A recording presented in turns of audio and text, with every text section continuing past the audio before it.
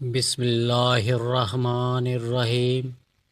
حضرت ابو ہریرہ بیان کرتے ہیں، رسول اللہ صلی اللہ علیہ وآلہ وسلم نے فرمایا، جب تم میں سے کوئی دعا کرے تو یوں نہ کہے، اے اللہ اگر تو چاہے تو مجھے بخش دے، بلکہ اسے پختہ عزم کے ساتھ اور بڑے رغبت کے ساتھ دعا کرنی چاہیے۔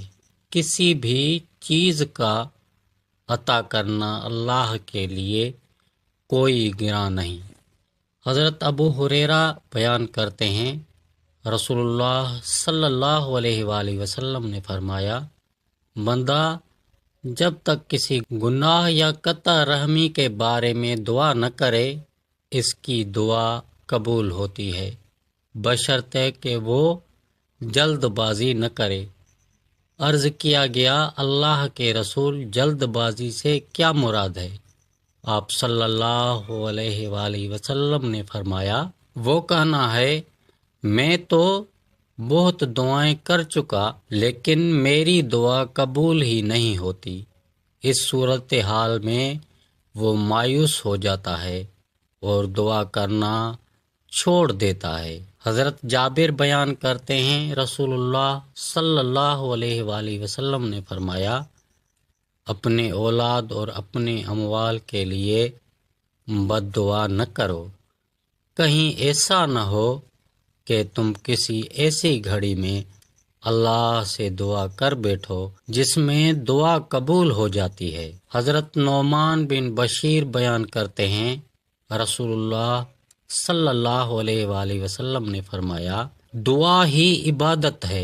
پھر آپ نے یہ آیت پڑھی، تمہارے رب نے فرمایا، مجھ سے دعائیں کرو، میں تمہاری دعائیں قبول کروں گا۔ حضرت ابو ہریرہ رضی اللہ عنہ بیان کرتے ہیں، رسول اللہ صلی اللہ علیہ وآلہ وسلم نے فرمایا، جس شخص کو پسند ہو کہ مشکلات و مصائب کے وقت اللہ تعالیٰ اس کی دعا قبول فرمائے تو پھر اسے چاہیے کہ وہ خوشحالی میں کثرت سے دعائیں کرے۔ حضرت ابو ہریرہ رضی اللہ عنہ بیان کرتے ہیں، رسول اللہ صلی اللہ علیہ وآلہ وسلم نے فرمایا، 3 آدمیوں کی دعا ضرور قبول ہوتی ہے، روزہ دار جب وہ افطار کے وقت دعا کرتا ہے، عادل بادشاہ اور دعائے مظلوم۔